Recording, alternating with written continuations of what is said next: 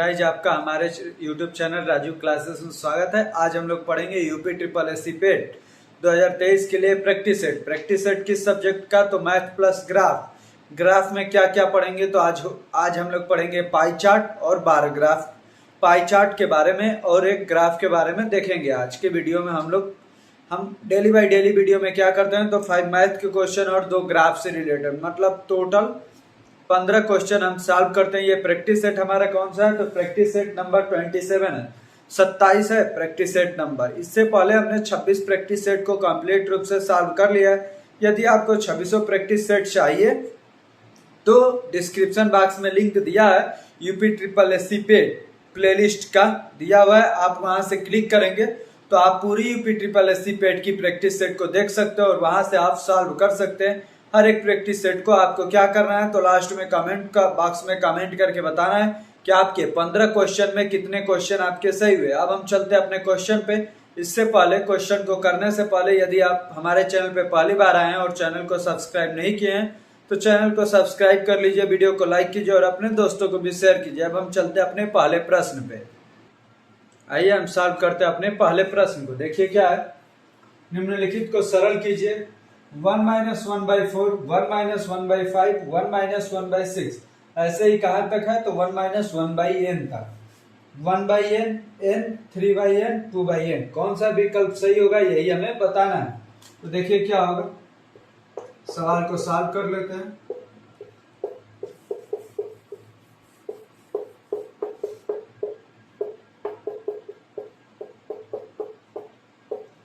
इसके पूरे का एलसीएम क्या होगा, 4। ये 4 एकम 4, 4 में से 1 गया 3, तो 3/4 गुणे में क्या होगा, 5 एकम 5, 5 में से 1 गया 4, 4/5, ये गुणे 6 एकम 6, 6 में से 1 गया 5/6। वैसे ही डॉट डॉट डॉट यहाँ पे क्या बनेगा, n - 1/n, n से 1 में गुणा हुआ n, n - 1/n। इससे क्या मिला कि ये पहले वाले से उसके बाद वाले के ऊपर वाला, इससे इसी है। वैसे ही इससे इधर वाला कटेगा और यहाँ से ये वाला कट जाएगा। क्या बचा इधर में, शुरू में 3 बचेगा और लास्ट में n बचेगा, तो क्या बचा हमारा 3/n। तो कौन सा विकल्प सही हो गया इसके आधार पे, इसके आधार पे हमारा सी नंबर विकल्प, पहले का कौन सा ऑप्शन सही हो गया, तो पहले प्रश्न का सी नंबर ऑप्शन सही हो गया। अब हम चलते अपने दूसरे प्रश्न पे। अब हम सॉल्व कर लेते हैं अपने दूसरे प्रश्न को। आइए देखते हैं कैसे सॉल्व होगा दूसरा प्रश्न। एक परीक्षा में 35% छात्र पास हुए और 455 छात्र फेल हुए, तो परीक्षा में कितने छात्र बैठे हैं। पहला है 700, दूसरा 440, तीसरा 1300, चौथा 845। कितने छात्र टोटल होंगे, टोटल 100% छात्र होंगे, जिसमें से 35% पास हो गए, 35% पास हो गए, तो कितने फेल हुए होंगे, 65%। फेल कितने हुए, कितना दिया है, 455 छात्र। तो 455 छात्र किसके बराबर है, 65% के बराबर है। तो परीक्षा में कितने छात्र बैठे, हमें 100% की वैल्यू बतानी है। तो देखिए कैसा निकलेगा, तो 455 बटे में 65 गुणे में 100 कर दीजिए। 5 से ये 20 बार, 5 से ये 13 बार, 13 से 13 39, 6 बचा तो 65, 13 × 5 = 65, 35 दूनी 70, मतलब कितना हो गया 700। कितने विद्यार्थी कुल कितने छात्र थे, तो 700, मतलब दूसरे का ए नंबर विकल्प आपका सही होगा। सेकंड नंबर क्वेश्चन का कौन सा ऑप्शन सही हुआ, ए नंबर ऑप्शन। अब हम चलते हैं अपने तीसरे प्रश्न पे। अब हम सॉल्व करते हैं अपने तीसरे प्रश्न का। ये देखते हैं ये कौन सा प्रश्न है। एक पार्क में मोर की संख्या का वर्ग खरगोशों की संख्या के वर्ग से 56 अधिक है। यदि 4 खरगोश अधिक होते तो मोरों की संख्या खरगोशों जितनी ही होती। पार्क में खरगोशों और मोरों की कुल संख्या कितनी है, ए 18, बी 14, सी 13, डी 9 है। तो आइए विकल्पों को हम क्वेश्चन को सॉल्व करते हैं और विकल्पों में देखते हैं कौन सा विकल्प सही। तो कैसे सॉल्व होगा ये देखिए। मान लीजिए मोर को हमने एम से लिख दिया है, खरगोश है तो खरगोश को के से लिख दिया है, या तो आप मोर को पी से लिख दीजिए या खरगोश को आर से लिख दीजिए। आइए हम पी और आर से लिख करके सॉल्व कर रहे हैं। क्या कह रहा है, मोर की संख्या का वर्ग खरगोशों की संख्या के वर्ग से 56 अधिक है। ये कितना अधिक है, 56, तो इसमें आप 56 जोड़ दीजिए, इक्वल हो जाएगा। तो ये हमारा इक्वेशन नंबर 1 हुआ। यदि 4 खरगोश अधिक होते तो मोरों की संख्या खरगोशों जितनी ही होती, मतलब ये p का बराबर हो जाता r+4। ये हमारा इक्वेशन नंबर फर्स्ट हुआ, ये इक्वेशन नंबर सेकंड हुआ।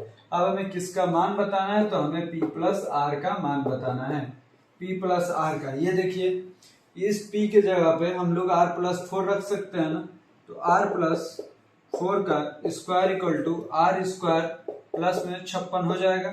इधर का स्क्वायर करोगे तो आर स्क्वायर प्लस में 16 प्लस में 8r इक्वल टू में आर स्क्वायर प्लस में 56। आर स्क्वायर से आर स्क्वायर कैंसिल हो गया, 16 उधर जाएगा तो 8r बराबर कितना हो गया 40। तो r बराबर 40/8, 40/8 मतलब r बराबर 5। जब r बराबर 5 आया तो p बराबर क्या हो जाएगा 9। p बराबर कितना आया 9। अब 5 + 9 टोटल कितना हो जाएगा 14। तो कौन सा ऑप्शन सही हो गया 14 का, मतलब ऑप्शन नंबर बी। कौन सा ऑप्शन सही हुआ, तीसरे का बी नंबर ऑप्शन हमारा सही हो गया। अब हम चलते अपने चौथे प्रश्न पे। अब हम सॉल्व करते हैं अपने चौथे प्रश्न का। ये देखते हैं कैसे सॉल्व होगा। आपको क्या करना है, तो वीडियो को देखते रहना है और अपने मन से सवालों को सॉल्व करना है और विकल्प चेक करना है। यदि सही है तो अंत में कमेंट बॉक्स में कमेंट करके आपको बताना है कि आपके 15 में कितने नंबर आए। अब हम चलते हैं अपने प्रश्नों को सॉल्व करने के लिए। यदि वीडियो अच्छा लग रहा होगा तो वीडियो को लाइक करते रहिए और सब्सक्राइब भी कर लीजिए। चलिए हम देखते हैं अपने चौथे प्रश्न को। क्या है, तो 1/9 माइनस करड़ी में 8 बराबर x हो तो x का मान ज्ञात कीजिए। पहला ऑप्शन है 3 प्लस करड़ी में 2 का वर्गमूल, 3 + 2 करड़ी 2, 1/2 3 + करड़ी 2 का वर्गमूल, 1/3 + 2 का वर्गमूल। आइए इसे सॉल्व करते हैं। कैसे सॉल्व होगा, 1/में करड़ी में 9 माइनस में करड़ी में 8। जब ऐसा सवाल होता है तो हर का परमेयीकरण कर देते हैं। क्या कर देते हैं, हर का परमेयीकरण। जब हर का परमेयीकरण करेंगे तो 1 से गुणा होगा तो ऊपर में वही रह जाएगा, करड़ी 9 प्लस करड़ी में 8। नीचे में क्या होगा, a minus B a plus B, मतलब a square minus B square, a square मतलब 9, b स्क्वायर मतलब 8, तो 9 में से 8 गया 1। तो अब देखेंगे तो करड़ी 9 प्लस करड़ी में 8 आ गया, करड़ी 9 प्लस करड़ी में 8 हो गया, जो कि विकल्प में कहीं नहीं है। तो इसके आगे हल करते हैं। 9 का वर्गमूल क्या होगा 3, 8 का वर्गमूल 2 करड़ी में 2। जिस विकल्प में होगा 3 + 2 करड़ी 2 वही विकल्प हमारा सही हो जाएगा। मतलब चौथे नंबर सवाल का बी नंबर ऑप्शन हमारा सही हो गया। अब हम चलते अपने लास्ट मैथ के प्रश्न पे, क्वेश्चन नंबर 5 पे। अब हम सॉल्व करते हैं अपने 5 नंबर क्वेश्चन को। आइए देखते हैं। यदि 11 करड़ी में n बराबर करड़ी में 112 प्लस करड़ी में 343 तो x का मान क्या होगा, a = 3, b = 7, c = 11, d = 13। x का नहीं n का पूछना चाहिए, तो n का मान क्या होगा।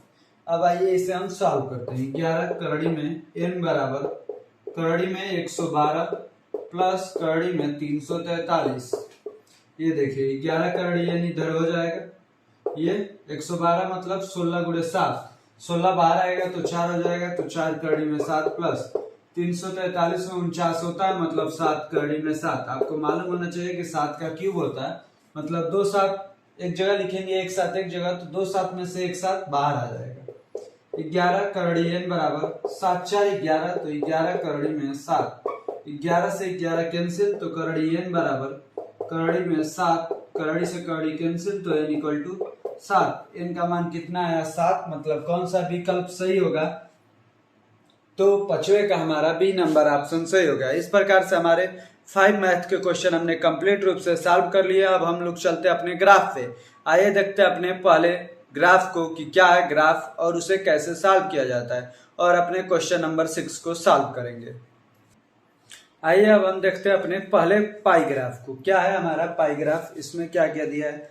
देखिए एक पाई ग्राफ है जिसमें परसेंटेज में कुछ मान दिए हुए, जैसे भोजन का 30%, दवाएं का 12 से 1/2%, मनोरंजन पे 10%, कपड़े पे 12 से 1/2%, बच्चों की शिक्षा पे 25% और आवास का रख रखाव पे 10%।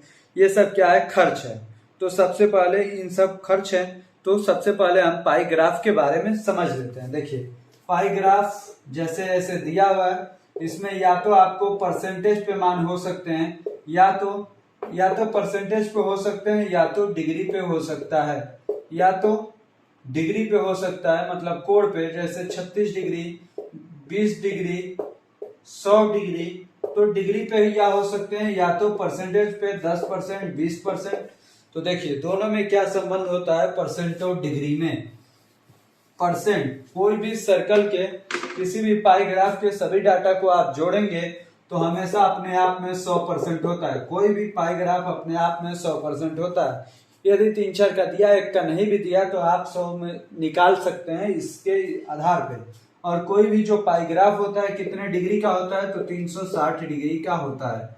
कोई भी पाई ग्राफ 360 डिग्री का होता है। मतलब 1% का मतलब कितना डिग्री, तो 1% का मतलब 3.6 डिग्री होता है। 1% का मतलब कितना डिग्री, तो 3.6 डिग्री। और कहीं पे डिग्री में दिया हुआ है तो इसका मतलब भी समझ लीजिए कि 3.6 डिग्री का मतलब कितना हो गया, तो 1% भी होता है। तो आप इन दोनों को समझ लीजिएगा।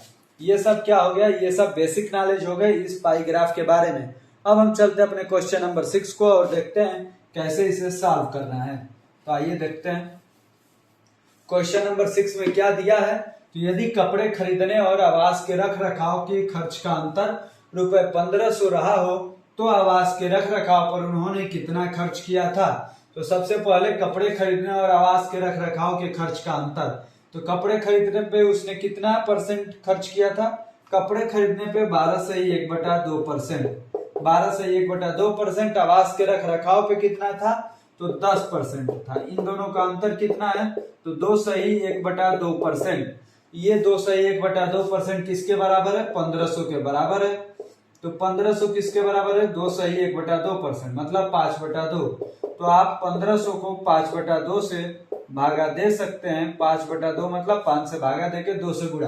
किसका पूछा है, आवास के रख रखाव पे। तो आवास का रख रखाव कितना है, तो 10%। तो इसमें 10 से भी गुणा कर दीजिए, आपका आंसर आ जाएगा।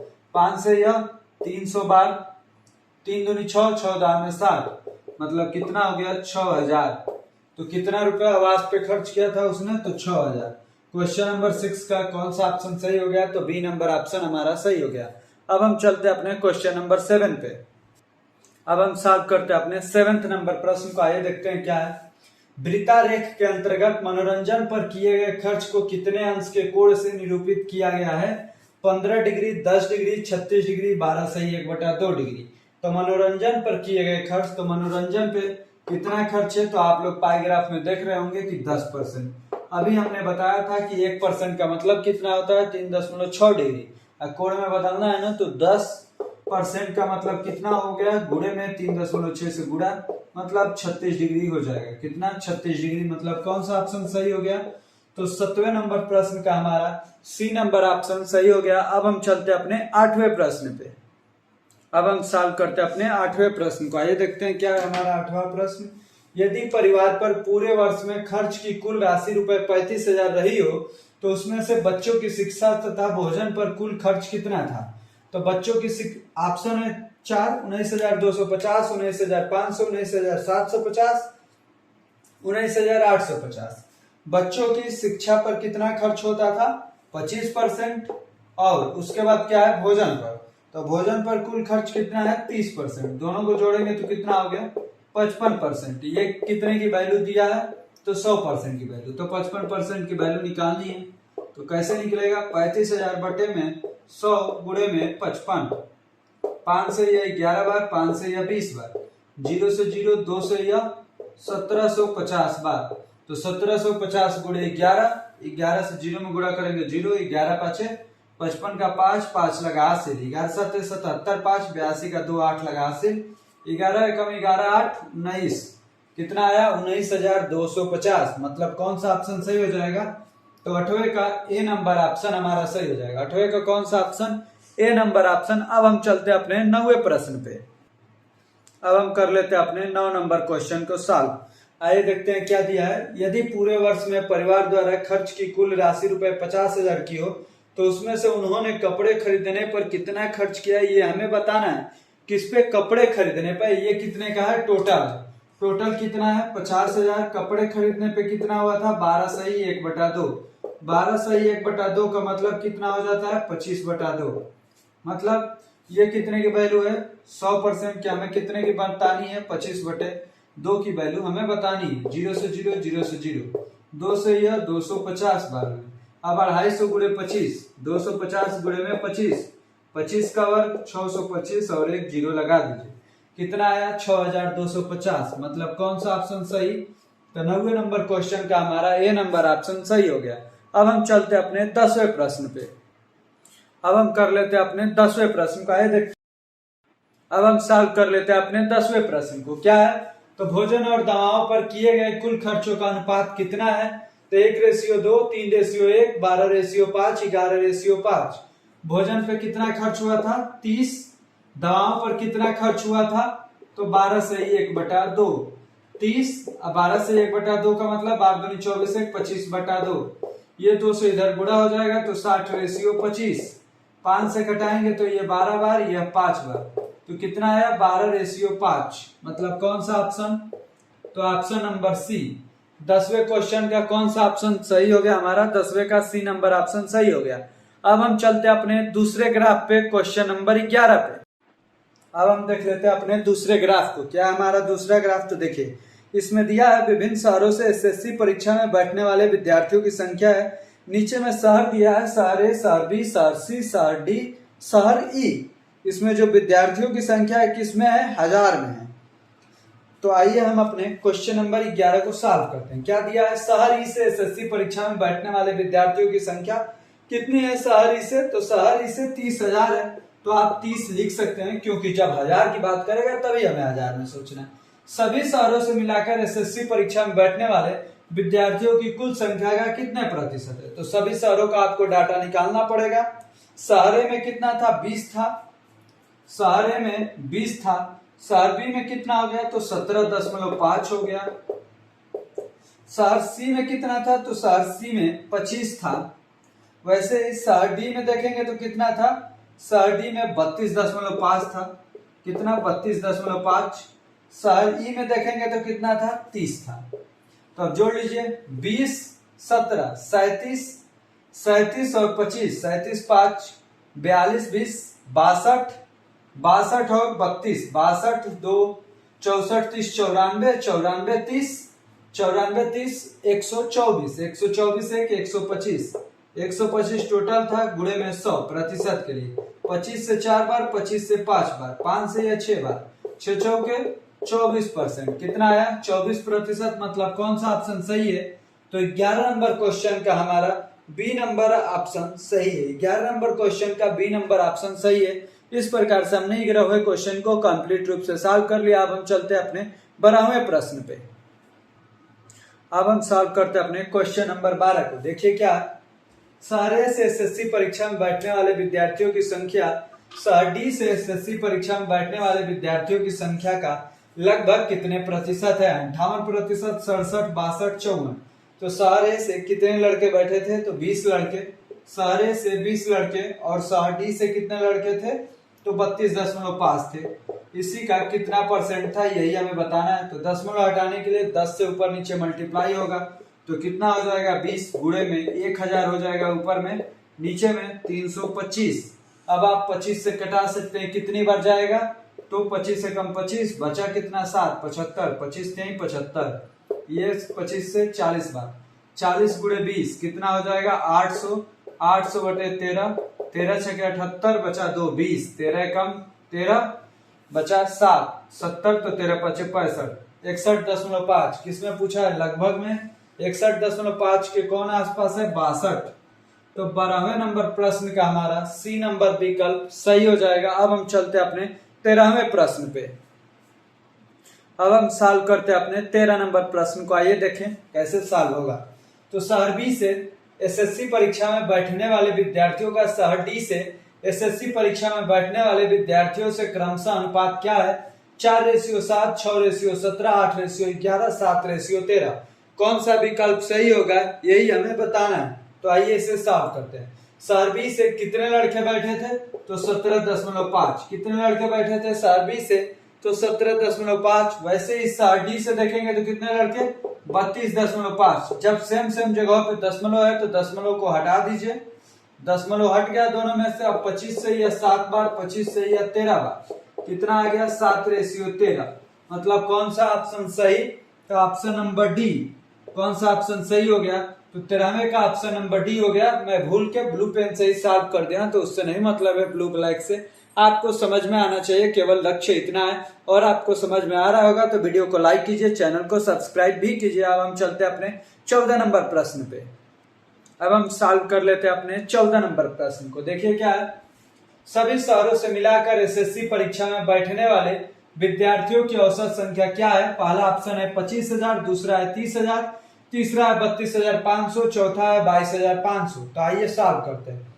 सभी शहरों से मिलाकर, तो सभी शहरों से मिलाकर मतलब ए में कितने थे, तो ए में देखेंगे आप तो ए में थे कितने 20, बी में कितने थे तो 17.5, सी में कितने थे तो सी में जब आप अपने ग्राफ में देखेंगे तो 25 था, डी में कितना था तो 32.5 था, ई में कितना था तो ई में 30 था, ई में कितना था 30 था। इन सबको जोड़ेंगे तो कितना आएगा 10.0, एक जोड़ेंगे तो 7 1 8 5 13 2 15 का 5 1 लगा 80, 2 1 3 1 4 2 6 3 9 3 12। कितने टोटल थे 125।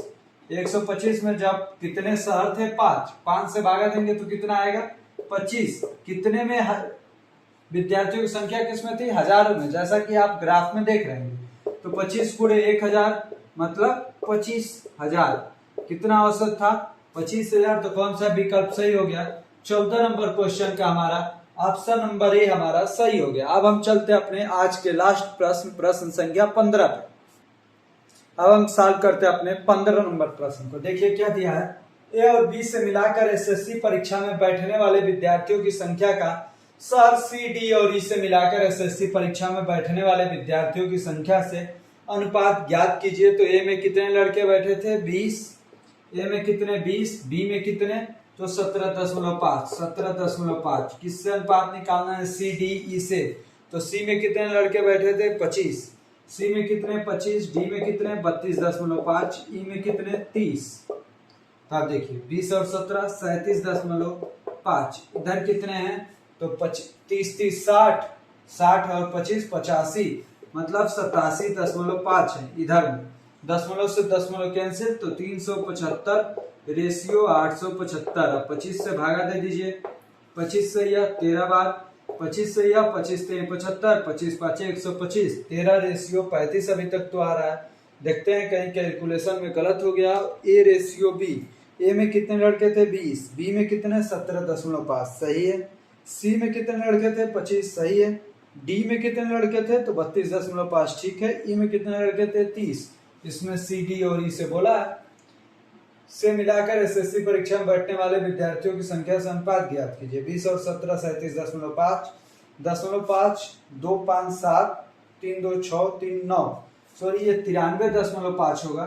3 3 6 2 8 87 तो है, 5 2 7 3 2 6 6 3 2 5 5 3 8 87.5। दशमलव से दशमलव कैंसिल, 25 से भागा देंगे, 25 से कम 25 12, 125। तो 25 5 125, 15 बार इधर भागा देंगे तो ये 35 आएगा। अब 5 से कटाएंगे तो ये 3, 5 से कटाएंगे तो 7, 3 रेशियो 7। मतलब कौन सा ऑप्शन सही हो गया, तो हमारा डी नंबर ऑप्शन सही हो गया। 15 का कौन सा ऑप्शन सही हो गया, तो 15 का डी नंबर ऑप्शन सही हो गया। हमें उम्मीद है कि आपको अच्छे से ये वीडियो समझ में आया होगा। हमारा लेक्चर यहीं पे पॉज होता है। हमें उम्मीद है कि यदि आपको अच्छा लगा होगा तो आप चैनल को जरूर सब्सक्राइब कर लीजिएगा, वीडियो को लाइक कीजिएगा और अपने दोस्तों को भी शेयर करिए कि ताकि इस पे वो भी लोग पेट की ग्राफ और पाई ग्राफ और मैथ के क्वेश्चन के बारे में जान सके और अपना स्कोर बढ़ा सकें आप यूपी पेट के पेपर में। यदि अभी तक आपने चैनल को सब्सक्राइब नहीं किया है तो चैनल को सब्सक्राइब कीजिए, वीडियो को लाइक कीजिए और अपने दोस्तों को भी शेयर कीजिए। आपको अंत तक बने रहने के लिए हमारे तरफ से बहुत बहुत धन्यवाद।